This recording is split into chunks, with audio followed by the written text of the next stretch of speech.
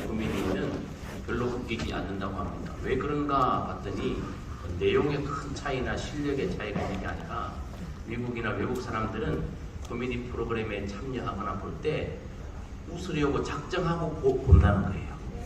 웃으려고 작정하고 보기 때문에 조금만 웃겨도 웃긴 거예요.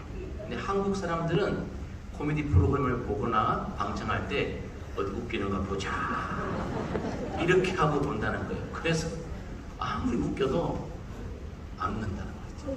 설교도 마찬가지입니다. 설교도 오늘 내게 주시는 하나님의 말씀으로 내가 겸손한 마음으로 마음을 열고 어디 한번 은혜를 받아보자 하면 은혜가 되는데 어디 한번 해봐라. 내 마음을 한번 돌이켜봐라. 내게 감동을 한번 줘봐라. 은혜를 한번 끼쳐봐라. 이렇게 하면은 은혜가 안 되는 거죠. 여러분, 은혜 받는 시간 되기를 주님의 이름으로 축복합니다. 열등감이라는 것, 사전적 의미를 살펴보니까 자기를 남보다 못하거나 무가치한 인간으로 낮추어 평가하는 감정이다 라고 그렇게 되어 있습니다. 열등감은 그러고 보면 나의 인생을 다른 사람의 삶과 비교하여서 그 과정 속에서 생겨나는 나쁜 감정입니다. 물론 열등감도 좋은 열등감이 있습니다. 긍정적인 열등감, 긍정적인 불만, 그것들이 더 나은 것을 이루어내는 촉발점이 되기도 하지만 오늘 여기서 말하는 것은 부정적인 열등감, 자기 혐오, 자기 비하, 낮은 자존감의 결과를 말하는 것입니다. 특히 요즘같이 SNS가 아주 발달되어 있는 이 시대에는 나 아닌 다른 사람들의 삶에 대해서 많이 접할 수 있는 기회가 있습니다. 그래서 다른 사람들은 뭘 먹지, 다른 사람들은 뭘 입지, 다른 사람들은 어딜 갔지, 다른 사람들은 어떻게 살지 하는 것을 우리는 SNS를 통해서 다 봅니다. 거기 보면 진짜 화려한 사람, 진짜 예쁜 사람, 진짜 잘생긴 사람, 진짜 남 부럽지 않게 사는 사람들의 일상들이 거기에 다 담겨져 있어요. 그러면 우리는 그걸 보면서 뭐합니까? 열등감을 느끼는 거죠. 나는 왜 이렇게 사나?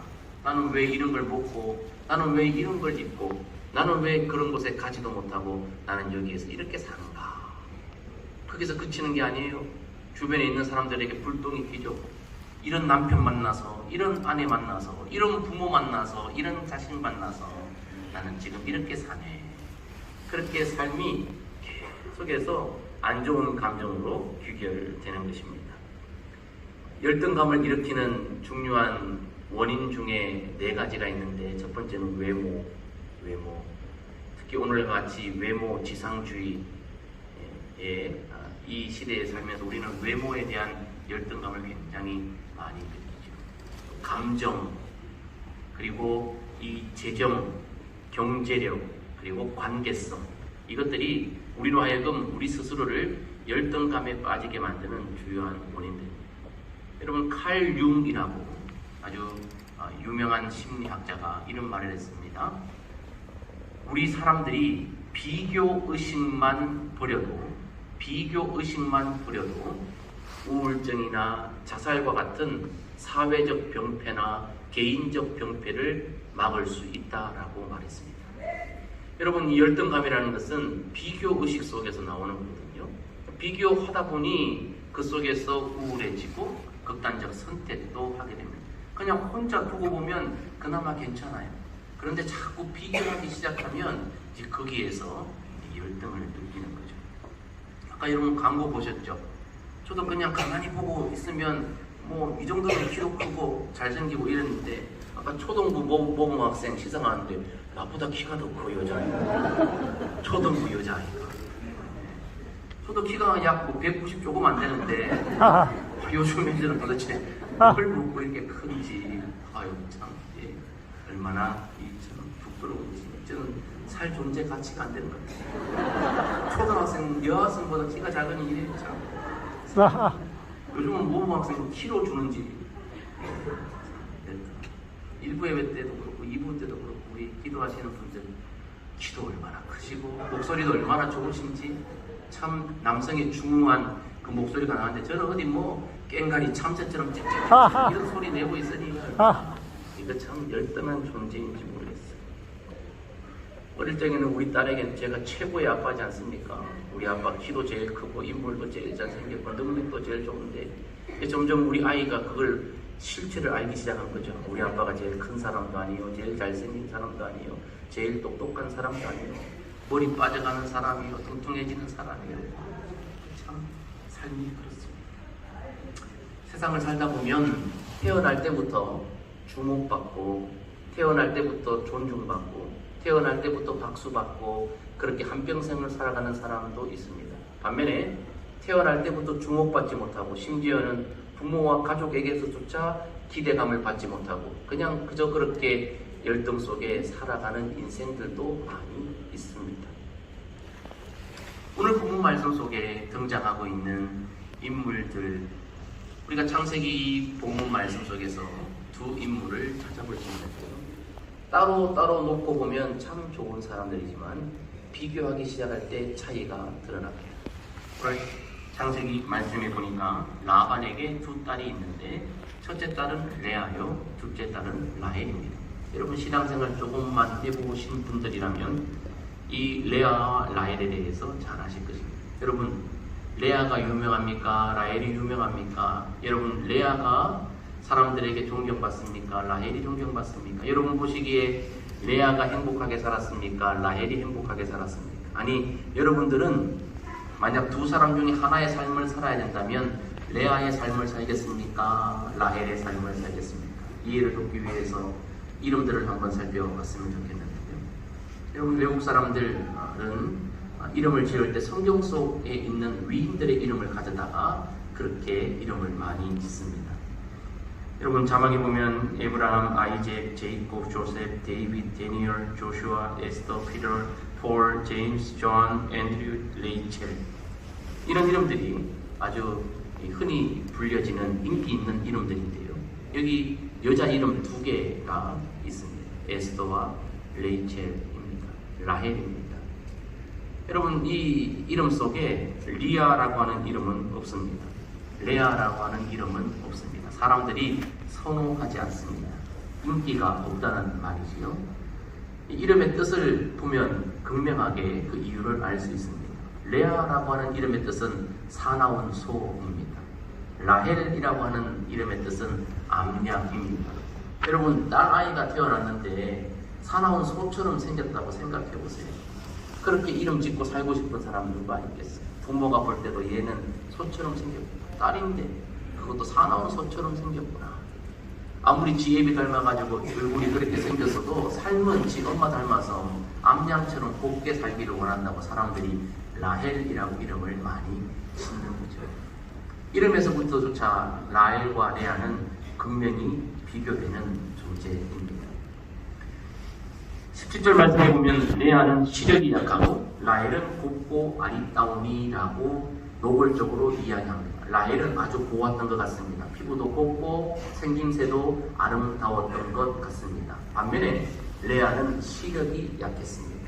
여기서 시력이 약하다라고 하는 이 말은 단순히 이 눈의 시력이 약하다는 것을 말하는 것이 아니라 당시 고대 근동에서 총기가 떨어지고 지혜가 없는 사람을 애둘러 표현했던 표현이 시력이 약하다는 겁니다. 보통 여러분 총기 있고 분별하고 지혜가 있으려면 본 것을 분별하고 본 것에 대해서 판단하고 무엇인가 하지 않습니까? 그런데 사람들이 총기가 떨어지는 사람, 지혜가 없는 사람을 볼 때 쟤 원래 똑똑한데 지금 눈이 잘 안 보여서 그런 거야 라고 애둘러 표현하는 거죠. 그러고 보면 레아는 생김새도 라헬에 비해서 곱지 못했고 아름답지 못했고 총기도 라헬에 비해서 떨어졌던 사람입니다. 그렇다고 레아가 전혀 살아가는데 불편을 느낄 만한 정도는 아니었을 것입니다. 살아갈 만한 충분한 지식과 지혜가 있었지만 비교해 볼 때 그랬다라고 할 수 있습니다. 그러니 야곱이 처음 이 두 여인을 봤을 때 어느 여인에게 눈이 가고 마음이 갔겠습니까? 바로 라헬입니다. 그래서 야곱이 라헬을 사랑했습니다. 라헬을 얼마만큼 사랑했는가 하면 7년 동안 노예처럼 굴르며 살아도 라헬과 결혼하겠다는 그 기대감이 벅차서 7년을 며칠, 수일처럼 여길 정도로, 그 고생을 고생으로 여기지 않을 정도로 한 여인을 사랑했습니다. 바로 라헬입니다. 곱고 아리따운 지혜로워 보이는 여인인 것입니다. 근데 이 라헬이 그렇게 야곱의 사랑을 독차지하고 있을 때 라반, 그의 아버지가 술을 쓰지요. 그리고 이런 핑계를 댑니다. 우리 마을에서는, 우리 지역에서는 첫째가 둘째보다 뒤에 결혼하는 독은 없다라고 하면서 결혼식 날 야곱을 속이고 레아를 보내지요. 레아를 보냅니다. 법적으로 레아가 첫째 부인이 되는데 그 첫째 부인이 된 간격은 딱 7일입니다. 일주일 지나고 두 번째 결혼식을 올립니다. 바로 야곱이 사랑하는 라헬이었습니다. 레아는 참 비극적인 여인입니다. 태어날 때 이름도 사나운 소라는 이름을 받고 동생과 늘 비교당하면서 그렇게 살고, 아이고 얘 그냥 그대로 두면 이 결혼도 못하겠구나 싶어 그냥 우격다짐으로 집어넣어서 원치도 않는, 반기지도 않는 그 신부가 되어 그렇게 도둑처럼 결혼을 하고, 결혼하고 나서 좀 그래도 희망이 있을까 싶었는데 7일, 딱 7일 지나니까 남편이 동생에게 아예 짐을 싸고 가서 자기를 그들도 보지도 않는 그 비극의 여인이 바로 레아입니다. 레아. 근데 이 라헬은요, 외모도 곱고 아름답고 비교해서 봤을 때 레아보다 훨씬 나았지만 이 머리 쓰는 것도 굉장히 빠르고 계산이 아주 자기의 유익을 위해 아주 빨랐던 사람인 것 같습니다. 성경 말씀에 보면 이 라헬의 이 모습을 보면 자기의 여종을 남편에게 내어주어서 자기도 그 속에서 자식에 관한 권리를 행사하려고 하는 그 수를 쓰는 것, 합한채를 사서 그 방법으로 또 수를 쓰는 것, 또 상속권을 취하기 위해서 드라빔을 훔쳐가는 그 수를 쓰는 것. 그러니까 이 라헬은요, 자기의 유익, 자기의 밥그릇, 자기의 이 만족을 위해서 끊임없이 자기의 머리를 굴려서 어찌 보면 굉장히 이 지혜로워 보이는데 어찌 보면 굉장히 얄밉고 자기만 아는 그런 사람이었습니다. 반면에 레아는 그런 모습이 전혀 없어요. 이런 잔머리가 없어요. 수가 없어요. 그냥 그저 우직하게 그냥 있습니다. 레아는 똑같은 집에서 태어난 라헬에 비해서 많이 손해를 보고 아파하며 살았습니다. 결혼해서 그것은 진행되었고 남편은 야곱은 자기가 아닌 동생만 계속해서 바라봤습니다. 그런데 여러분, 부모도 남편도 이웃들도 주목하지 않던 그 여인을 하나님은 주목하셨습니다. 하나님은 사람과 달리 외모를 보고 사랑을 베푸시는 분이 아니시고 외모를 보고 긍휼을 베푸시는 분이 아니시라 중심을 보시는 분이시기 때문입니다.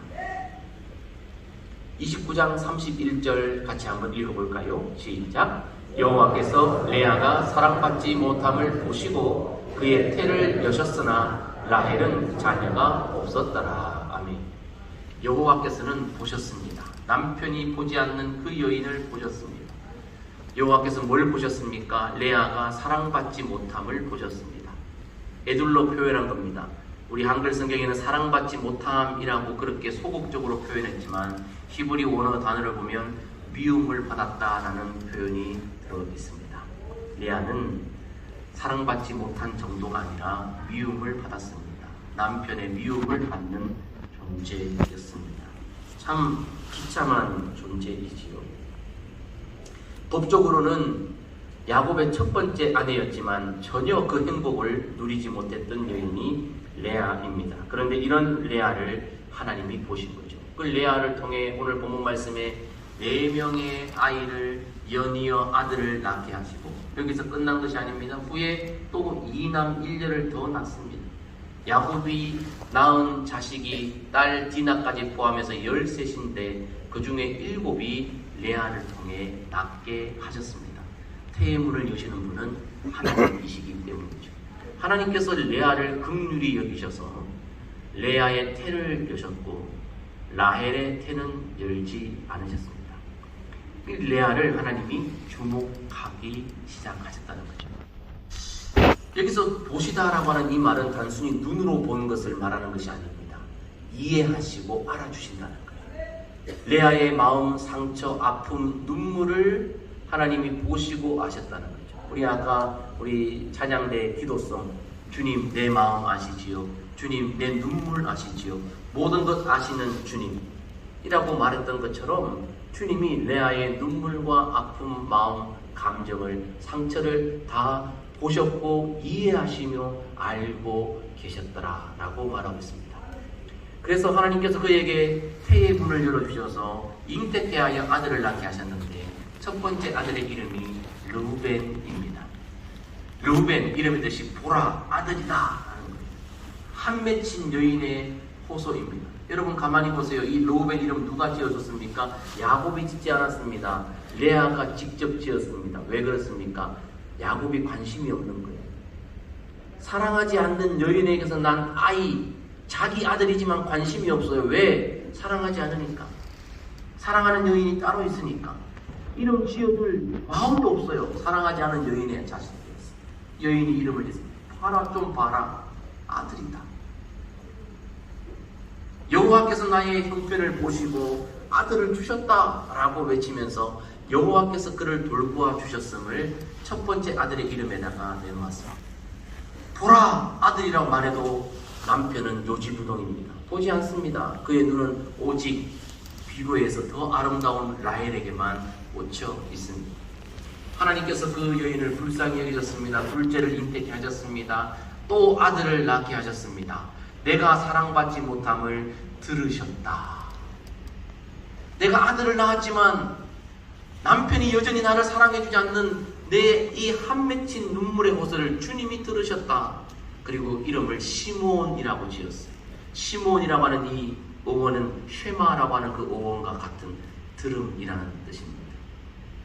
남편은 내 목소리 듣지 않았지만, 내 소리에 귀 기울이지 않았지만 하나님께서 내 소리에 귀 기울이셨다. 시므온 이름을 지었습니다. 아들 둘을 낳아줘도 남편이 또 보지 않습니다. 그의 마음은 따로 가 있습니다. 그를 또 불쌍히 여긴 하나님께서 셋째를 연이어 갖게 하셨는데 아들입니다. 또 아들입니다. 세 번째 아들을 낳았는데 야 이제 3세판 아니냐. 셋째 아들이니 연이어 아들이니 이제는 남편이 마음까지 나와 연합하겠구나 라고 기대했습니다. 그래서 그 기대감을 가지고 레아가 이름을 지었습니다. 연합함이라는 뜻의 레위입니다. 어떻게 되었을까요? 남편의 마음이 레아에게 왔을까요? 아니요. 계속해서 이 아내를 비참하게 만듭니다. 자기 동생과 비교하면서 사랑해주지 않습니다. 그의 셋째 아들 이름 연합할 것이다 기대를 가지고 지었지만 아니요, 남편의 마음은 전혀 이 레아와 연합하지 못했습니다. 여러분이 이 레아의 삶이 얼마나 한이 많이 맺혔겠습니까? 태어나면서부터 주목받지 못한 인생, 비교당하면서 열등한 인생, 끝없이 낮아진 자존감으로 살았는데 남편 만났는데도 여전히 더 낮은 자존감으로 내몰리고 있으니 이 레아의 형편이 너무 안타깝습니다. 하나님께서 불쌍히 여기셔서 잉태케 하셨습니다. 넷째 아들을 이름을 낳았습니다. 그가 이렇게 말합니다. 35절은 같이 읽겠습니다. 시작. 그가 또 임신하여 아들을 낳고 이르되 내가 이제는 여호와를 찬송하리로다 하고 이로 말미암아 그가 그의 이름을 유다라 하였고 그의 출산이 멈추었더라. 아멘. 넷째를 낳고 보니 아들이었어요. 아들을 보자마자 레아가 남편은 이름을 안 지어줄 거니 이름을 지었는데 이제 레아의 마음과 태도가 바뀌었어요. 나 더 이상 남편에게 봐라 아들이다. 남편아 내 소리 좀 들어다오. 남편아 나와 좀 연합해다오 라고 나한테 관심 없는 남편에게 매달리지 않겠습니다. 이 넷째 아들을 주신 분이 하나님이십니다. 남편은 나를 보지 않고 내 소리에 귀 기울이지 않았지만 하나님께서는 내 형편을 아셨고 보셨고 이해하셨고 내 소리 들으셨고 내 눈물 닦아주셨으니 이제는 남편 바라보지 않고 하나님 바라보고 살겠습니다. 이제는 남편 의지하지 않고 하나님 의지하며 살겠습니다. 이제는 남편 보면서 불평하지 않고 하나님 보면서 찬송하며 살겠습니다. 라고 지난날의 상처를 다 씻어내버리면서 하나님 바라보면서 그의 입에서 찬송의 이름을 가진 유다라는 이름을 짓게 되었습니다. 하나님의 계속적인 만짐 속에 레아의 상처가 치유되고 회복되는 것을 우리가 볼 수 있습니다. 열등 속에, 고통 속에, 상처 속에 함께 하셨던 그 하나님 바라보기로 했습니다. 여러분, 우리 왜 이 땅에 살면서 열등하게 살아갑니까?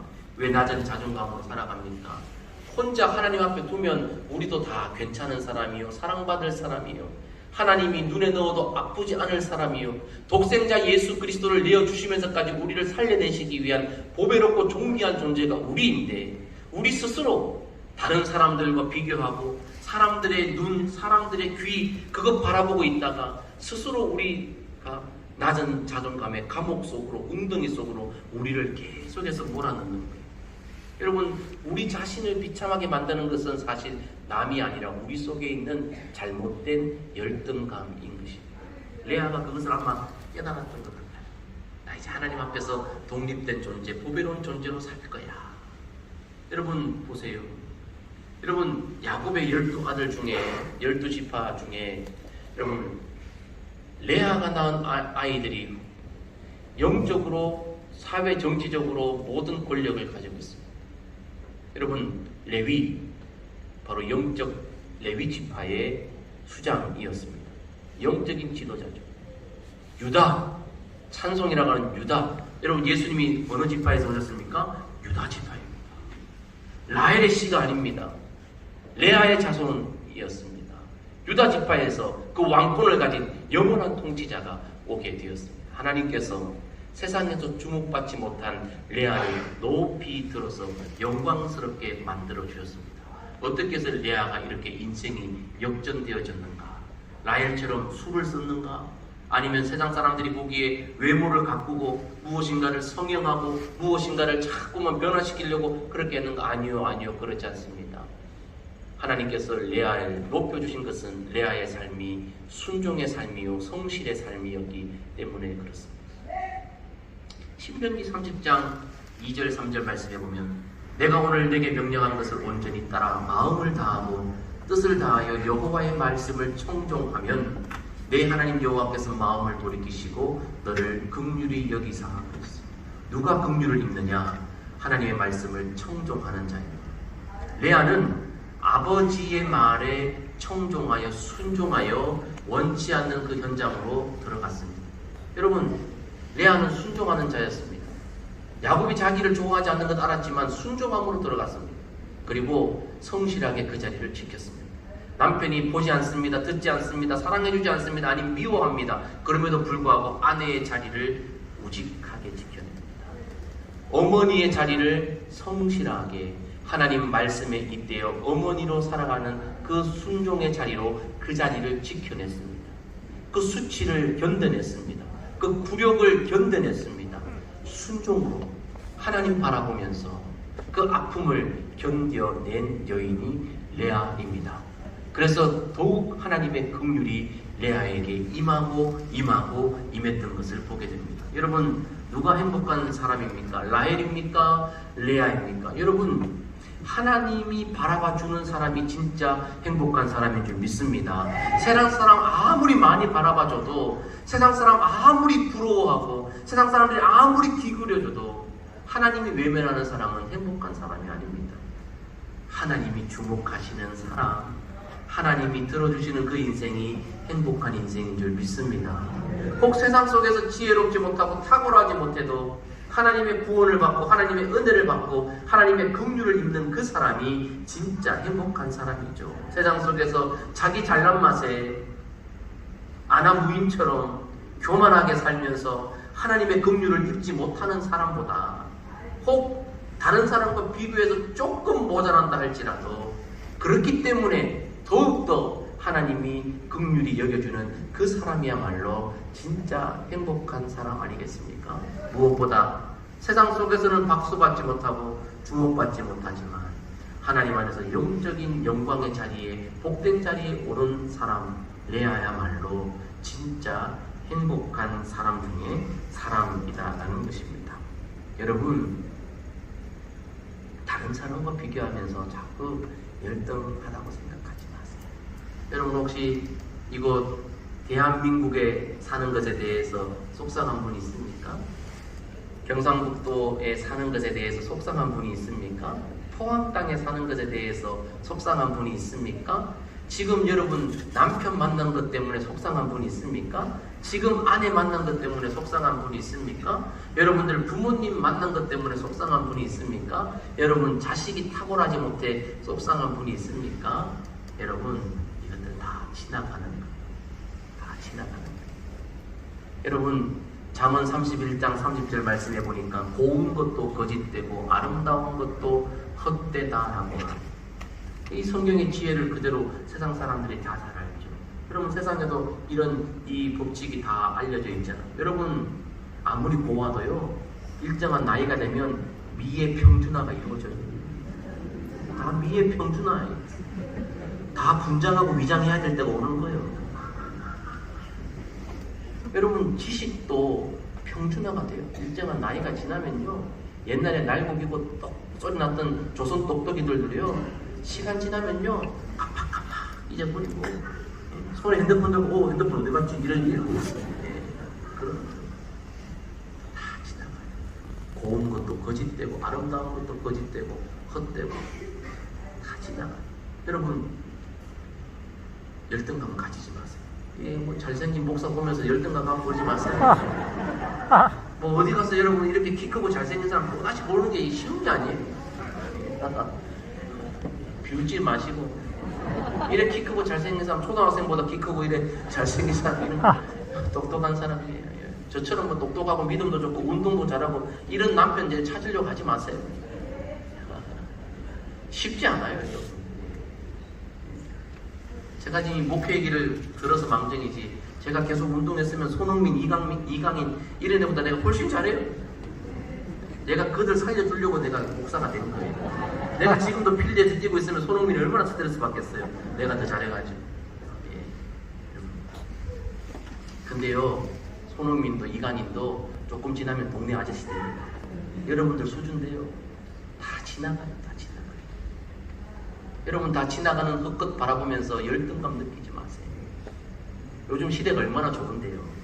여러분, 저 얼굴 찍고요, 요즘 이 핸드폰 어플에 들어가면요, 제 얼굴요 연예인처럼 바꿔줘요.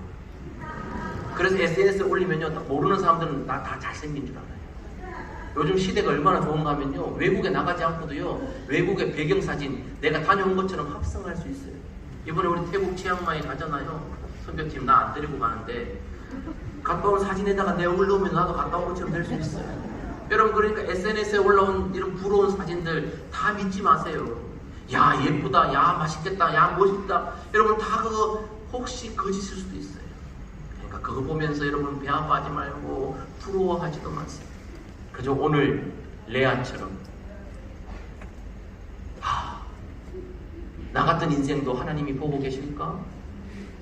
이 땅에 살고 있는 나, 아버지에게도 사랑 못 받고 남편에게도 사랑받지 못하고 이렇게 구석에 처박혀 있는 나도 하나님이 보실까? 이렇게 남몰래 눈물 흘리고 남몰래 열등하고 낮은 자존감으로 살아가고 있는 내 소리 하나님이 듣기나 하실까? 나 같은 초라한 사람, 사나운 소처럼 생겨서 삶이 이렇게 있는 내 모습을 하나님이 불쌍히 여기실까? 라고 여긴다 할지라도 여러분, 분명한 사실을 오늘 성경이 말씀하고 계십니다. 하나님이 주목한 인생은 라헬이 아니라 레아였습니다. 우리는 원수 마귀에게 쏘가서도 안 되고 내 스스로에게 쏘가서도 안 됩니다.